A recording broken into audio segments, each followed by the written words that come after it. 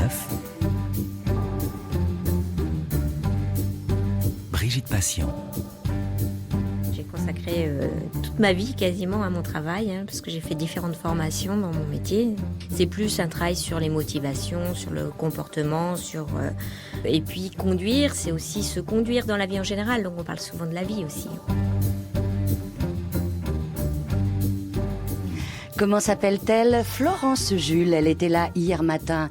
Elle est formatrice en sécurité routière, c'est pour cela qu'elle parlait de la conduite. Bonjour, comment allez-vous en ce vendredi 10 septembre? Comment envisagez-vous le week-end? Avec impatience, je suppose, surtout si demain vous allez pouvoir vous réveiller plus tard. C'est un peu notre cas, je l'avoue. Et vous, Thomas Hercouet, bonjour. Bonjour. Est-ce que vous êtes en forme ce matin pour vivre une heure en studio avec nous? Oui, enfin, a priori oui, pour l'instant ça va. Bon, j'espère que ça va continuer. Bah, plus ou moins pareil, oui. Un jour tout neuf, du lundi au vendredi sur France Inter, à partir de 5h. Vous êtes notre invité, Thomas Hercouet. Vous avez envoyé un mail assez long qui disait entre autres ceci. Alors ça tombe bien, j'ai pas le mail sous les yeux. Ah voilà, c'est ça. Écrire pour préciser que je suis plus légitime qu'un autre sous prétexte que je serais plus en train de construire la société, c'est beau, mais c'est quand même joliment abstrait. Ça me pose problème. Est-ce que vous êtes toujours aussi compliqué dans la vie, Thomas Hercouet? Alors déjà, il faudrait peut-être remettre le mail dans son contexte. C'est-à-dire que l'annonce, donc c'était le mail de réponse à l'annonce... Qui était faite sur Internet. Voilà, exactement. Et donc, je devais avoir 10 minutes à tuer, a priori. Et donc, j'ai décidé d'envoyer un mail. Et la question qui s'est posée, c'était de réussir à me vendre le mieux possible pour arriver ici, parce que c'était plus ou moins le but, tout en essayant de se démarquer. Et du coup, il fallait trouver un point d'accroche intéressant et pertinent. Et donc, en général, quand c'est comme ça, je panique et j'écris n'importe quoi. Et puis, en général, les gens qui lisent ce genre de trucs trouvent du sens par eux-mêmes, donc moi, ça me va très bien. Oui, mais vous savez que quand on est ici, en général, c'est que justement, on n'a rien à vendre. Oui, alors exactement, mais alors ça, je suis désolé, c'est une vraie déformation professionnelle parce que je sors d'une école de commerce et là, alors, on se vend à toutes les sauces, enfin c'est n'importe quoi, donc voilà, je suis désolé, c'est vraiment un abus de langage. Oui, mais c'est pas un problème, Thomas Hercouet. Je voulais juste évoquer ce mail qui nous a beaucoup intéressés quand on l'a lu dans le bureau de l'équipe Un jour tout neuf. On est ensemble jusqu'à 6h ce matin avec tous ceux, bien sûr, qui sont à l'écoute, qui se lèvent, qui s'éveillent, qui s'étirent. Vous allez nous dire qui vous êtes à 22 ans, ce que vous faites, ce que vous ne faites pas, Thomas Hercouet. Et à 6h moins 10, vous allez rencontrer Emma la clown, le nez dans le micro. 5h11 sur France Inter, Un jour tout neuf avec notre invité Thomas Hercouet. J'en profite là pour vous dire que vous pouvez bien sûr aussi, pendant l'émission ou si vous la podcastez, commenter et laisser votre commentaire sur le site de France Inter à la rubrique Un jour tout neuf. C'était donc Poney Express dans l'Arène, c'est un groupe français. Thomas Hercouet, j'aimerais que vous nous disiez, non pas votre parcours, vous parliez tout à l'heure de déformation professionnelle, donc on va voir à 22 ans quelle est votre profession, je crois que vous êtes plutôt étudiant, mais je voudrais savoir d'abord le parcours d'auditeur que vous avez. Le parcours d'auditeur que j'ai... Avez-vous toujours écouté France Inter? Ah oui, depuis mes 3 ans. C'est vrai. Non. Alors, le parcours, c'est très spécial déjà parce avez-vous que... toujours écouté une radio de Radio France ou avez-vous vagabondé ailleurs? Non. Alors, c'est-à-dire que déjà, la radio, j'ai mis du temps à m'en approcher. J'ai eu une période où j'avais 3 CDI qui a duré de mes 0 à 14 ans. Après, j'ai découvert Internet. Donc, alors, j'ai habité dans des villages qui étaient radiophoniquement limités. C'est-à-dire C'est-à-dire qu'on captait 3 chaînes et qui étaient d'un intérêt assez relatif. Oui, parce que c'était la campagne. Ben non, pas spécialement justement. Non, je crois que c'était juste ma chambre. Mais oui, tout simplement. Et donc du coup, non, j'ai commencé à écouter la radio avec Internet. Non, vous zappez, voilà. vous passez d'une fréquence à l'autre? Non, pas spécialement. En général, j'essaie de trouver une radio qui m'intéresse et je m'attache. Très bien. Et vous êtes de quelle région, Thomas? Bretagne. Enfin, je suis à mi-chemin entre la Bretagne et la Normandie, ce qui a priori est presque hérétique d'après ce que j'ai. Mais bon, je le vis bien encore, donc ça va. Et aujourd'hui, vous habitez dans quelle ville? À Caen. Du coup, en Normandie, Oui. parce que c'est là que c'est. Et pourquoi vous avez ce petit sourire en disant à Caen? Non, c'est pas un sourire qui est purement gratuit, parce qu'il est 5h du matin aussi, que niveau mental, je suis peut-être pas encore tout à fait aux pièces. Mais... Qu'est-ce que vous voulez dire que entre 5h et 6h, au niveau mental, ça ne peut pas fonctionner? Ouais, c'est ce que je racontais tout à l'heure, c'est-à-dire que hier, je me suis couché à 4h, et là, je me suis levé à 4h, donc il y a un décalage qui est intéressant, mais... Alors pourquoi vous êtes-vous couché à 4h hier? Quelle bonne question! Eh bien, parce que j'avais un mémoire à rendre. Voilà, un mémoire de fin de cursus. Quel était le titre de votre mémoire? Quel est le titre? Vous allez perdre des auditeurs. Les technopoles sont-elles de nouveaux centres urbains? Les technopoles sont-elles de nouveaux centres Alors ça a urbains? l'air peut-être passionnant dit comme ça. C'est vrai que c'est très très passionnant, mais pas J'espère, à parce 5h que du matin. vous nous avez dit que votre maître de Stage écoute, donc Oui. vous avez intérêt déjà à bien le défendre. Vous allez défendre quand votre mémoire? Le 24 septembre. D'accord. Alors juste pour amorcer la conversation autour de vos études, vous êtes dans quel cursus actuellement? Alors je suis justement en école de commerce dans un master spécialisé alors le terme technique c'est management du développement territorial. En pratique c'est un master qui a consisté en approcher les différentes problématiques liées au développement économique à l'échelle locale. Et donc en gros on a rencontré pas mal d'acteurs, c'est intéressant. Mais je suis pas resté tout en école de commerce, j'ai fait géo avant, Oui. géographie. Oui. Et là, vous destinez à quelle profession, si vous en avez une idée, avec ces études-là? J'imagine que oui. Alors, très pragmatiquement, on va dire que je suis ouvert à tout. Voilà, comme ça ne montre pas que je ne sais pas particulièrement quoi faire, mais ça montre que oui, je suis ouvert à tout. Voilà, j'ai pas de... Pendant que vous parlez, Thomas, vous caressez les Ah oui, cheveux bah de oui. l'objet que Alors, vous avez voilà. sur la table du studio, des cheveux roses. On en parlera un Oui. petit peu plus tard. Oui. Donc, parlez-moi un tout petit peu de Caen. Vous habitez dans quel lieu dans cette ville? Dans une CTU traditionnelle, en périphérie, en vague périphérie, quoi. C'est-à-dire que c'est un peu en périphérie, mais on s'y sent bien. Et c'est une ville intéressante pour vous qui avez 22 ans. Il y a beaucoup d'endroits où sortir, aller voir des concerts, s'agiter la nuit. Alors c'est marrant, mais cette question, elle revient assez régulièrement. Et c'est vrai qu'en général, quand on me dit, quand je dis que je m'extériorise comme ça, que je dis que j'habite à Caen, on me regarde avec des billes monstrueuses en me disant « Oh mon pauvre, à 22 ans », surtout qu'avant j'étais à Rennes. Donc du coup, on a l'impression que j'ai presque été rétrogradé géographiquement, quoi. Alors qu'en fait, c'est plutôt pas mal. Et puis comme ça souffle, c'est pas loin de la mer. Alors il fait aussi beau qu'en Bretagne, mais bon, ça c'est pas très dépaysant. Et non, comme c'est pas très réputé, qu'il n'y a pas de mode particulière, les services sont pas chers, ce qui fait qu'il y a moyen de se faire des trucs sympas pour faire un moindre frais, quoi. Vous y êtes bien? Ouais, ça va. Quel est votre paysage favori dans cette ville, juste pour ouvrir nos fenêtres sur la ville de Caen ce matin à 5h16? Mon paysage favori sur la ville. Waouh. Alors il y a il y a une zone qui est en train d'être refaite, qui est la presqu'île de Caen, qui est une sorte de grosse friche industrielle.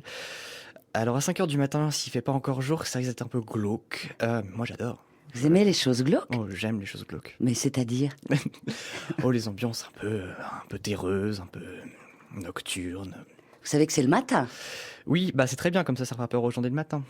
À 5h19, c'est l'heure de l'histoire du jour et je l'ai choisie en pensant à vous. C'est gentil. Le thé et le café. Thé ou café, demanda la maîtresse de maison. J'aime et l'un et l'autre, et là, on me demande de choisir. Ce qui veut dire qu'ils économisent ou bien leur café ou bien leur thé. Étant bien élevé, je ne manifestais pas par mon attitude qu'une telle avarice me faisait horreur. J'étais justement occupée à discuter avec un professeur, mon voisin de table, que j'essayais de convaincre de la supériorité de l'idéalisme sur le matérialisme, et je fis semblant de ne pas entendre la question. « Du thé, répondit le professeur sans hésitation. Naturellement, ce veau était un matérialiste et ne perdait pas de temps pour se précipiter vers la mangeoire. « Et vous » demanda-t-elle en se tournant vers moi. « Excusez-moi, il faut que je m'absente. » Je posai ma serviette et allai aux toilettes. Je n'en avais pas du tout besoin, mais je voulais réfléchir et gagner du temps. Si je me décide pour le café, je perdrai le thé, et inversement. Si les hommes naissent libres et égaux, le café et le thé également. Si je prends du thé, le café se sentira lésé et inversement. Une telle violation des droits naturels du café ou bien du thé était contraire à mon sentiment de la justice comme catégorie suprême. Je ne pouvais pourtant pas rester aux toilettes indéfiniment, ne serait-ce que parce que ce n'était pas là l'idée pure de la toilette, mais celle d'une toilette particulière, c'est-à-dire d'une toilette ordinaire avec carreaux de faïence. Lorsque je revins dans la salle à manger, tout le monde était en train de boire du thé ou du café. De toute évidence, on m'avait complètement oubliée. J'en fus touchée au vif. Aucune attention, aucune tolérance pour l'individu. Il n'est rien que je supporte plus mal qu'une société sans âme. Je courus donc à la cuisine pour rappeler mes droits de l'homme. Voyant sur la table un samovar pour le thé, ainsi qu'une cafetière, je me souvins que je n'avais pas encore résolu le dilemme originel. Thé ou café ? Ou bien café ou thé ? Naturellement, il convenait d'exiger et l'un et l'autre, au lieu d'accepter le compromis d'un choix boiteux. Or, je suis non seulement bien élevée, mais également délicat de nature. Je déclarai donc poliment à la maîtresse de maison qui vaquait à ses affaires dans la cuisine « J'aimerais 50-50 ». Et après quoi, je criais « Et une canette !» La pluie sans parapluie. Françoise Hardy, pendant ce temps-là, Thomas Hercouet fait des signes. C'était quoi exactement ce geste-là que vous étiez en train de faire à l'écoute du chinte de Françoise Hardy? J'essayais de communiquer subtilement, disons, aux coulisses, ma certaine aversion, peut-être quant à le côté péremptoire du sentimentalisme exacerbé. Qu'est-ce que vous appelez les coulisses? Le truc qu'il y a derrière la vitre. Le truc qu'il y a derrière la vitre.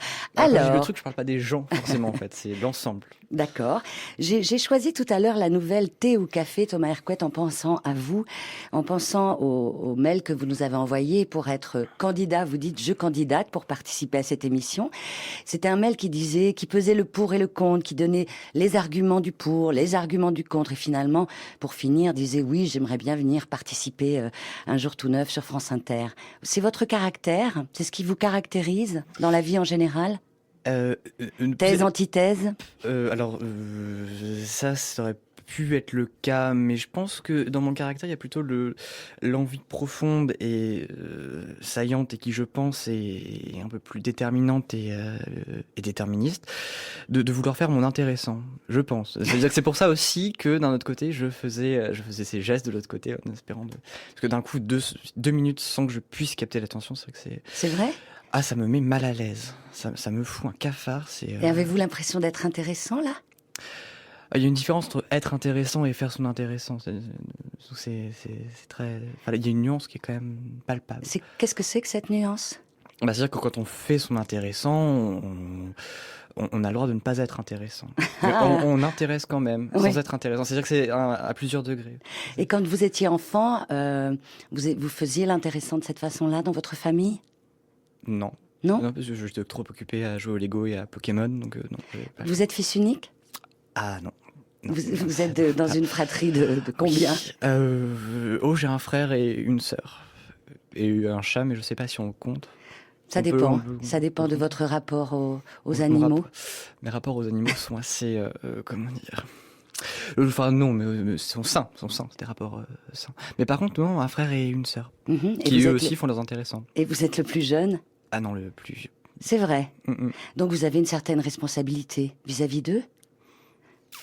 Alors le problème, c'est que ma mère écoute, ce serait bête que vous lui donniez des idées. Donc, responsabilité, non, c'est peut-être pas le mot adéquat.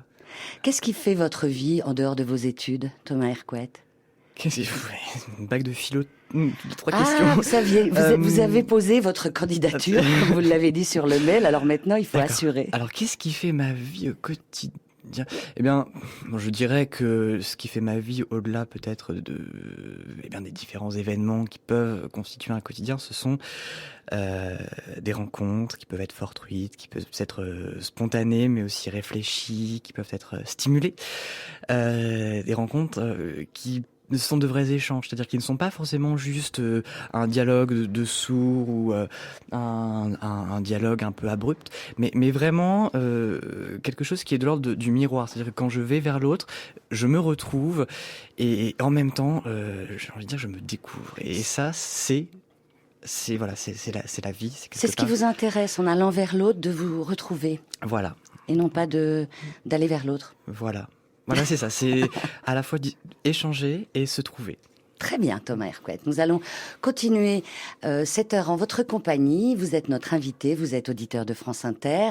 Il est 5h29. Vous avez vu, Maxime Debs vient de s'installer, car bientôt, il sera l'heure des informations. Il est pile 5h30.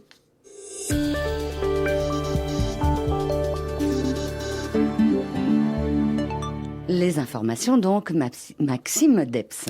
Et d'abord, retour sur ce drame hier à Loquirec dans le Nord Finistère. 3 femmes âgées de 60 à 70 ans qui voulaient profiter des grands coefficients de marée étaient parties pêcher à pied. Elles ont été surprises par la marée montante et sont mortes noyées. Les 3 corps ont été repêchés par un canot de la SNSM. L'endroit est réputé depuis longtemps comme étant particulièrement dangereux. Hervé Cressard. L'alerte a été donnée par des témoins qui, depuis la plage, ont vu les 3 femmes en difficulté, piégées par le courant. Un couple a tenté de leur venir en aide, mais tout s'est passé très vite, raconte ce plaisancier. Elles ont crié au secours, elles ne pouvaient plus passer avec le courant. L'eau, elle monte à une vitesse incroyable. Et ils se sont fait entourer, puis ils n'ont pas pu passer la rivière. Il ne faut pas attendre que la mer monte. Les 3 femmes qui portaient des bottes ont voulu franchir le Douron, une rivière qui traverse la baie au moment où la marée remontait. Des panneaux alertent bien les pêcheurs sur les dangers dans ce secteur, parfois insuffisants, dit cette vacancière qui fréquente Loquirec depuis 15 ans. On regarde, c'est vrai, ça nous est arrivé de prévenir les gens qu'il était temps qu'ils retournent en fin de compte. Henri pratique la pêche de plaisance depuis une trentaine d'années. Pendant les grandes marées, il sait que la baie peut devenir fatale, même pour un bon nageur. Il y a trop de courant, plus des sables mouvants. Sitôt qu'on a pris les pieds dedans, c'est fini. Et c'est pas la première fois que ça arrive. Hein. Oh là, il y a 2 ans, je sais pas si tu avais entendu, la personne qui a acheté les clés à sa femme et s'est noyée. Ce matin, coefficient 116, le plus fort de l'année. Il y aura sans doute du monde sur la plage de Loquirec. La préfecture a rappelé les consignes de prudence. Mercredi, c'est un jeune touriste allemand que pompiers et sauveteurs en mer ont dû récupérer à quelques kilomètres de là. Brest, Hervé Cressard, France Bleu Brésil pour France Inter. Les Français travailleront jusqu'à 60 ans si le PS revient au pouvoir en 2012. C'est la promesse faite hier soir par Ségolène Royal. La présidente de Poitou-Charentes était l'invitée de l'émission À vous de juger sur France 2, de même que François Fillon. Le Premier ministre a exclu de nouvelles concessions, ce que déplorent les syndicats. Pour le chef du gouvernement, les Français peuvent supporter la vérité. François Fillon en est sûr. Revenir sur la question du report à 62 ans mettrait en péril la pérennité du système. Le Parlement européen demande à la France de suspendre immédiatement les exclusions de Roms vers leur pays d'origine. Hier, les eurodéputés ont adopté une résolution en ce sens qui laisse Éric Besson indifférent. Le ministre de l'Immigration affirme qu'il n'est absolument pas question que la France arrête quoi que ce soit. Nous n'avons évidemment pas à nous soumettre à un diktat politique, a-t-il déclaré. Le monde entier retient son souffle en Floride. Terry Jones n'a toujours pas exclu de brûler le Coran lors de la commémoration du 11 septembre. Après avoir renoncé à son projet, ce pasteur évangéliste déclare maintenant qu'il pourrait revoir sa position. À la surprise générale, cette nuit, il avait accepté, dit-il, de faire marche arrière suite à une promesse qu'on lui a faite, celle de délocaliser le projet de construction d'une mosquée près de Ground Zero. Seulement voilà, les promoteurs du centre islamique prétendent qu'il n'y a pas eu de marchandage. Don't ask, don't tell, traduction, ne rien demander, ne rien dire. C'est le nom d'une loi en vigueur aux États-Unis qui vise les militaires homosexuels. Elle les oblige à taire leur orientation sexuelle sous peine d'être renvoyés de l'armée américaine. Eh bien, le principe a été jugé non constitutionnel cette nuit par un tribunal californien. La justice estime que cette loi viole la liberté d'expression et le droit à un traitement équitable. Ce n'est pas une surprise à l'US Open de tennis, c'est l'Espagnol Rafael Nadal qui affrontera en demi-finale le Russe Mirel Yuzny. Le numéro 1 mondial vient d'éliminer son compatriote Fernando Verdasco en 3 manches et un peu moins de 2h30 de jeu. Le score 7-5, 6-3, 6-4. Et puis on connaît aussi désormais les affiches des demi-finales du mondial de basket en Turquie. Les Turcs affronteront samedi les Serbes pour une place en finale. Et ça, on le savait déjà, mais pour ce qui est du deuxième match, il verra s'opposer les États-Unis à la Lituanie qui ont tous les deux gagné leur quart hier soir. Il est 5h, passé de 34 minutes. Vous écoutez France Inter et vous êtes avec Brigitte Passion. Merci Maxime Debs. France Inter. Et c'est le journal de l'Outre-mer présenté par David Ponchelet de RFO. Bonjour David. Bonjour Brigitte, bonjour à tous. À la une ce matin, les musulmans de Mayotte qui s'apprêtent à célébrer la fin du Ramadan. Et oui, Mayotte est une île française de l'océan Indien, musulmane à 95%. Hier soir, on a scruté l'apparition du croissant de lune qui détermine la fin du mois de jeûne. La lune est bien apparue et c'est donc aujourd'hui, comme en France métropolitaine, qu'aura lieu la grande fête de l'Aïd el-Fitr. Depuis quelques jours, les préparatifs de l'Aïd vont bon train. Les Mahorais sont très nombreux dans les magasins et les rues commerçantes de Mamoudzou. Reportage RFO Mayotte, Ibrahim Yahya.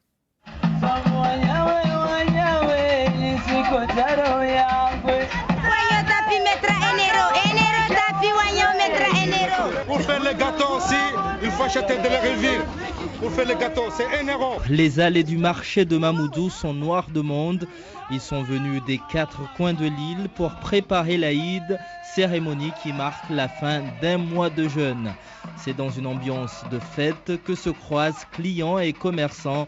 Chacun veut dénicher la bonne affaire du jour. J'ai acheté tous les rideaux, les nappes, les draps. Aujourd'hui, je jette un dernier coup d'œil. Les commerçants se frottent aussi les mains. Cette foire leur a permis de faire près de la moitié de leur chiffre d'affaires annuel. Une aubaine pour cette femme commerçante qui participe pour la première fois à cette grande braderie. Oui, ça va, ça a été. On est vraiment contents. Les clients commencent à revenir, ça passe bien. Il y a beaucoup de monde jusqu'à aujourd'hui. La fin attendue et fêtée du Ramadan à Mayotte. C'est une première qui va se dérouler ce matin sur l'île de la Réunion. Des patrons et des salariés qui descendent ensemble dans la rue pour manifester. C'est tout le secteur du BTP qui est attendu devant la préfecture à Saint-Denis. Un secteur qui va mal. 10 000 emplois ont été supprimés ces dernières années. Les professionnels du BTP réclament une table ronde avec le préfet. Franck Legros, le président de la CAPEB, la Confédération de l'artisanat et des petites entreprises du bâtiment. Nous, à la CAPEB, on a toujours demandé une table ronde avec le préfet. Cette table ronde, il faut faire aussi avec les banques. Parce qu'aujourd'hui, les banques ont fermé la porte aux petites entreprises, même aux quelques grosses entreprises. Il faut que les banques nous aident. Il y a eu de l'argent qui a été donné par l'État pour pouvoir aider les entreprises. Qu'est-ce qui est devenu cet argent et qu'a fait les banques? Et aujourd'hui, on est en train de payer les pots cassés. Il n'y a plus de boulot, il n'y a plus de travail.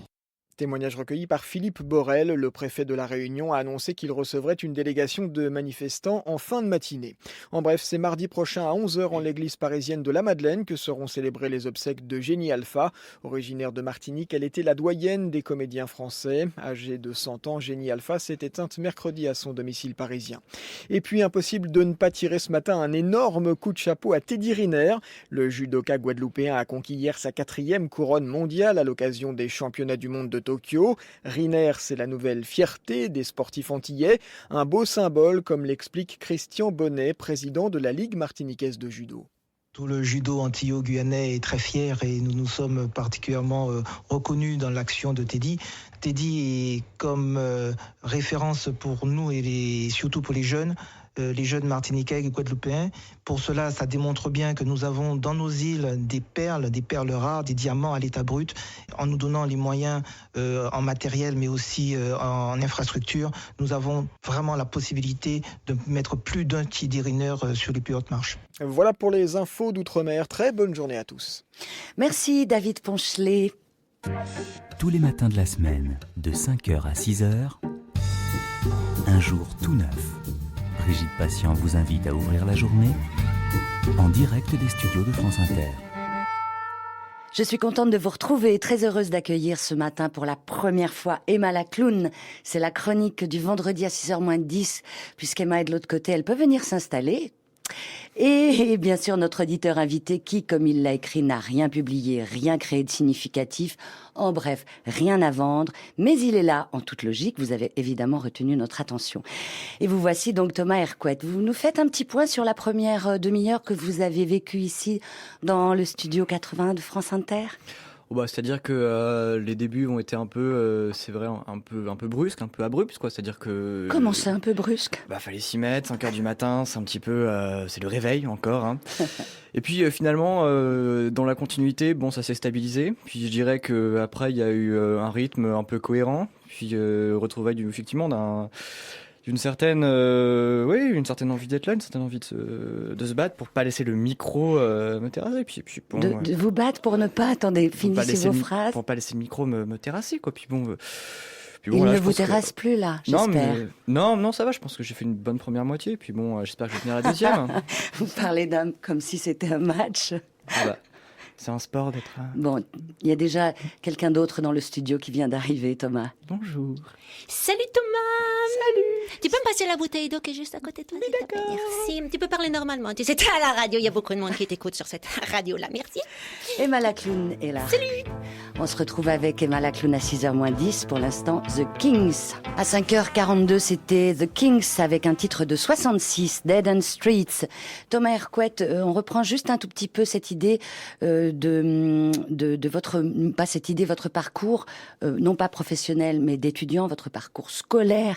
Vous êtes donc en développement géographique, économique, on peut dire comme ça. Ouais, développement développement territorial. Mais vous aviez un rêve que vous avez abandonné, semble-t-il. Enfant, vous rêviez d'être journaliste. Oui, alors pas enfant, un peu plus tard, parce qu'avant c'était dresseur de Pokémon, mais plus tard, ouais, plus tard, oui. Vous avez 22 ans. Oui. Ce qui explique le dressage des Pokémon. Oui, voilà, c'est ça. Ah, mais il n'y a pas de honte. Qu'est-ce que vous en avez fait de ce rêve? Dresseur de Pokémon? Non, journaliste. Comment je l'ai remis temporairement au placard. Bah, déjà, alors pourquoi? Je sais pas. Enfin, j'aimais bien la géographie, donc développement économique. Voilà. Puisqu'on est censé parler un peu des coulisses de cette émission, vous n'êtes pas venu seul. Non, de l'autre non. côté de la vitre, à côté de Jean-Philippe et de Alain et de Maïté Vasseur, il y a Séraphine. Exactement. Et c'est un personnage très important de votre vie. C'est ma copine. Vous vivez déjà à deux, en couple? Oh bah oui. Pourquoi? Oui. Pourquoi? Mais qu'est-ce que c'est que cette question? Pourquoi? Ça me semble... Alors, maman.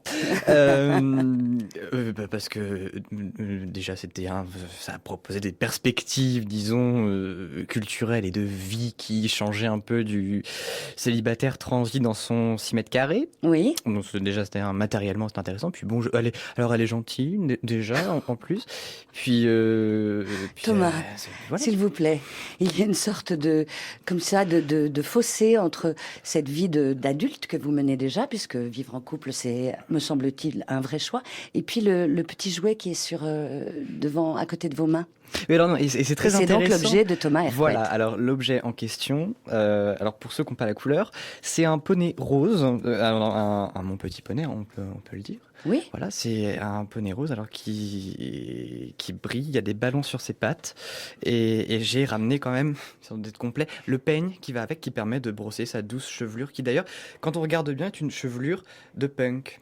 Oui, Exactement. Ce sont les petits poneys qui étaient très en vogue. Enfin, c'est vraiment un jouet qui fait partie de votre génération. Oui. C'est un peu grave, mais bon. Dit-elle avec voilà.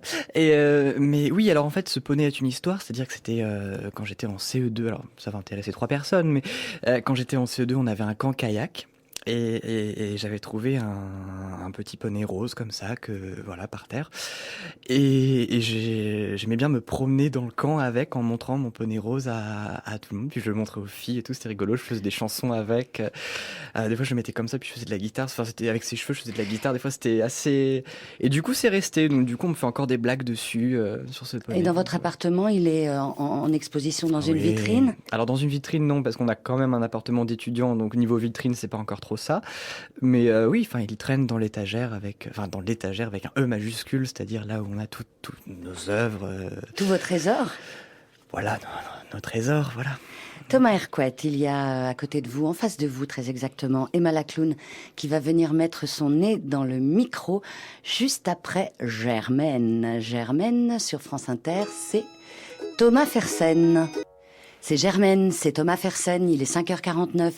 Si vous allez, Thomas, sur le site de France Inter à la rubrique Un jour tout neuf, vous verrez que le vendredi, certains chroniqueurs sont avec nous. Aujourd'hui, c'est Emma Lacloun et vous constaterez avec nous que quand on regarde la photo d'Emma Lacloun et qu'on la voit là ce matin dans ce studio, elle est pareille, avec son chapeau, sa cravate, sa jupe et sa chemise bleue. Et oui. Vous êtes bien installée, Emma Lacloun? Écoute, ça va, le fauteuil est confortable, le micro, j'aurais préféré un jaune, mais un bleu, ça ira quand même, c'est pas grave. Alors, couche tard, je peux commencer? Oui, merci.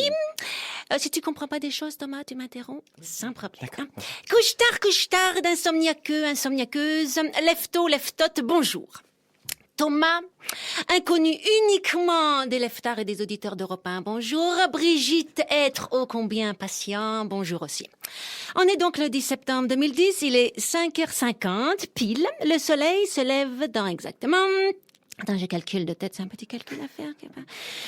1h29 minutes et 4 secondes.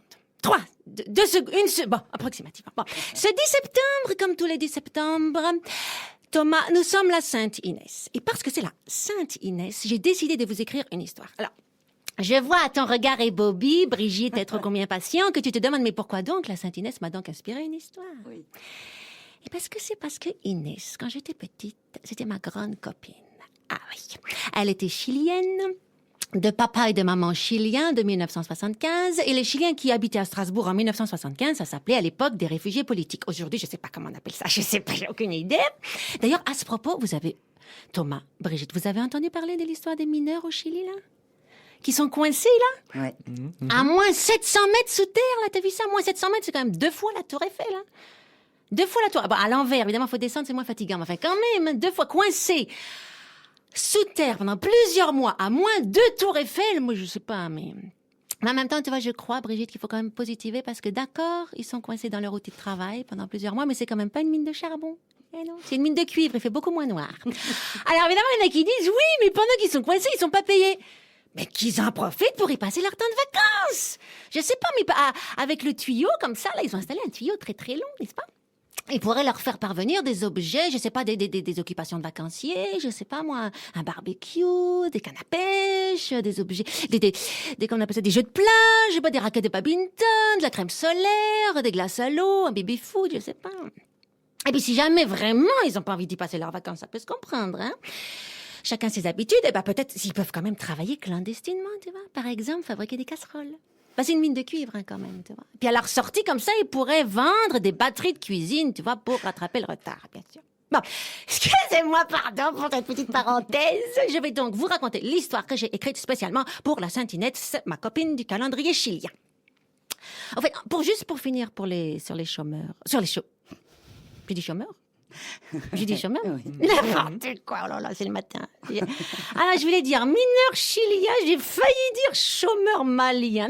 C'est quoi, ça n'a rien à voir. Il y en a qui n'ont pas de soleil et d'autres qui n'ont pas de papier. Enfin, c'est un peu dans le noir tous les deux, c'est vrai. Alors, ce que je voulais dire par rapport aux mineurs chiliens, c'est qu'une fois qu'ils ont été sortis, bientôt, dans quelques mois, ils pourraient se faire approcher directement par la NASA. Mais oui! Ben oui, bien sûr, parce qu'ils seront prêts pour faire la première expédition sur Mars.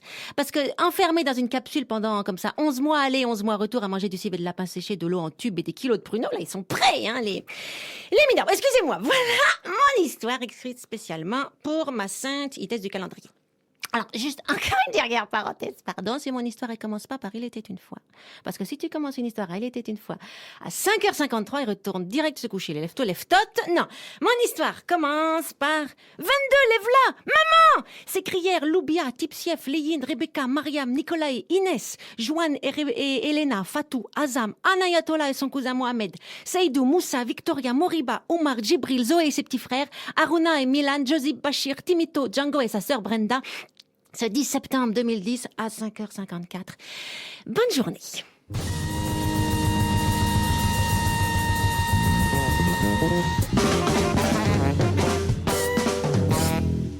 Bonne journée, Emma la clown. Merci, Emma. Vous allez revenir sur France Inter pour Un jour tout neuf, le 24 septembre. Tout à fait, c'est la Sainte Thècle. Vous avez déjà regardé? Mais j'ai regardé, mais par contre, j'ai aucune copine qui s'appelle Sainte Thècle. Mais ce qui est intéressant, si je peux me permettre, c'est que c'est une Thècle, c'est la Madame Thècle, ou Mademoiselle Thècle, c'était une vierge à l'époque. Elle était disciple de Paul dans la Bible. Il faut que je lise toute la Bible avant. Et elle est morte à Saint-Bonnet de Chirac. Bon, d'accord. Alors, en attendant, si on a envie de vous rencontrer autrement, on peut aller sur votre site avant de vous retrouver tout sur fait, scène en octobre. Ça marche sur PC et sur Mac. emmalaclown.com et le lien est sur le site de France Inter. Thomas Hercouet, vous savez qui est là lundi à la place d'Emma la clown, ça sera Jack Souvent. Est-ce que vous voulez bien, puisqu'on arrive à la fin de cette émission, il est 5h55, vous voulez bien choisir une lettre? Vous ne savez pas que nous avons un répertoire pour Un jour tout neuf? Non, pas plus que non. Et que c'est vous qui allez dire le mot du jour. Donc choisissez une lettre, s'il vous plaît. P. Alors, à la lettre P, nous avons pâtisserie. Qu'est-ce que vous en faites? De pâtisserie? Oui. Je les mange. En fait, généralement. Alors, ça c'est dans un premier temps. Après, pour être plus imaginatif, pâtisserie, on peut le mettre au pluriel. Oui. Ah ben, dans ce cas-là, en fait, j'en prends plusieurs et je redécore le reste de ma salle de bain. Et vous aimez quelle pâtisserie? À la sortie de l'émission, là, vous allez peut-être trouver une boulangerie ouverte. Bien sûr, il sera 6 heures. Oui. Donc, vous allez choisir quelle viennoiserie, par exemple? Alors, le choix en tant que tel, je sais pas, j'aime bien être sur l'instant, c'est-à-dire voir dans la vitrine. D'accord. Ne pas prévoir, être vraiment dans. Êtes-vous cuisinier? Puisque déjà, vous vivez à 2, il faut bien que quelqu'un fasse la cuisine. Je suis, modestement, je suis quand même assez doué, oui, pour la cuisine au micro-ondes. Vous êtes doué en général? Pour la cuisine au micro-ondes. Quels sont vos rendez-vous de la journée préférés sur France Inter? Alors, la nouvelle grille, j'ai pas regardé. Le 5-7, elle a l'air sympa. Oui. Alors, j'ai pas écouté parce que j'étais en plein mémoire, donc c'est un peu... Le 5-7 Boulevard, vous Oui, voulez dire? voilà. Alors, c'est dommage qu'ils aient perdu un peu le côté feuilleton et un peu épisodique de ce qu'ils faisaient le samedi et le dimanche, mais... Il y a d'autres nouveautés dans l'émission, vous allez découvrir, oui, j'imagine. j'ai écouté un peu. Et sinon, là, de la nouvelle grille, j'avoue que j'ai pas le temps de Vous étiez m'y en mettre. train d'écrire votre mémoire et donc vous n'avez pas vraiment eu le temps de partir dans l'imaginaire de France Inter. Non, puis ça demande un investissement. C'est vrai que c'est des émissions qui durent qui demandent vraiment d'être écoutées, quoi. C'est dur de mettre ça en tâche de fond. Vous pouvez les podcaster. Oui, oui. Thomas, merci beaucoup. Merci à vous. Pour votre venue, ça va? Tout s'est bien passé? Oui. Pas de surprise, pas de mauvaise surprise? Non, alors j'avais juste promis à un ami de caser le mot polysindette, donc je me permets de le faire un peu... Voilà, c'est un message personnel. Merci à vous, Thomas Hercouet. Merci à l'équipe du Jour Tout Neuf. À la technique, il y avait Alain Amstam et Jean-Philippe Jeanne, Valérie Priolet, Christophe Magère, Jean-Baptiste Audibert, Myriam Menant. Merci beaucoup. Rendez-vous le 24 septembre. Avec Emma Lacloune, Marion Lelay et Maïté Vasseur. Lundi, je vais recevoir Didier Montaras. Quelques mots sur lui. Il est auditeur de France Inter. Il a envie de venir 1 heure en studio. Il est par ailleurs chercheur à l'Institut Pasteur à Paris. Il sera notre invité. Si vous avez envie de participer à l'émission, d'être invité, vous savez que vous allez sur le site de France Inter où vous faites le 01 56 40 45 45. La météo avec VK, système de fenêtres PVC. À Météo France, Joël Collado. Bonjour Joël. Bonjour. Un temps plutôt agréable aujourd'hui? Oui, plus agréable qu'hier. Les averses ont disparu. Ce matin, on va se réveiller dans une ambiance certes un petit peu fraîche, mais souvent sous un ciel clair. Il y a quand même ici ou là quelques bandes de brume, de brouillard. Ces brouillards, on les retrouve dans l'intérieur de la Bretagne, sur la région Poitou-Charentes, dans les vallées de l'Est, dans les vallées du Massif central et du Sud-Ouest. Mais ces brouillards ne résisteront pas longtemps au soleil. Et dans la journée, sur une grande partie du pays, le soleil fera de très belles percées. Les cumulus cet après-midi qui se développeront ici ou là ne seront pas trop menaçants. Il y en aura un petit peu plus sur les régions de l'Est, avec un petit risque d'averse sur les montagnes des Vosges, sur les montagnes du Jura. Il y aura quelques bandes de nuages d'altitude qui vont circuler près de la Manche, mais sur la région parisienne, le centre, le sud-ouest, le soleil sera souvent prédominant. Il dominera également sur la plupart des régions méditerranéennes, avec toujours du vent. Tramontane et Mistral le souffleront un peu moins fort qu'hier. Et puis sur la Corse, petite exception sur le quart sud-est, il y aura quelques averses, surtout ce matin du côté de Bastia. Puis les températures cet après-midi, grâce au soleil, elles vont remonter. Il fera autour de 21 degrés cet après-midi sur la région parisienne, de 24 degrés du côté de Nantes, de 22 degrés du côté de Lyon. Il fera 25 degrés sur la région toulousaine et jusqu'à 27 degrés du côté de Marseille. Merci Joël Collado. Je vous souhaite un très bon week-end avec demain dès 5h sur France Inter, Laurence Garcia. Mais la journée ne fait que commencer avec la matinale d'Audrey Pulvar. Bonjour Audrey.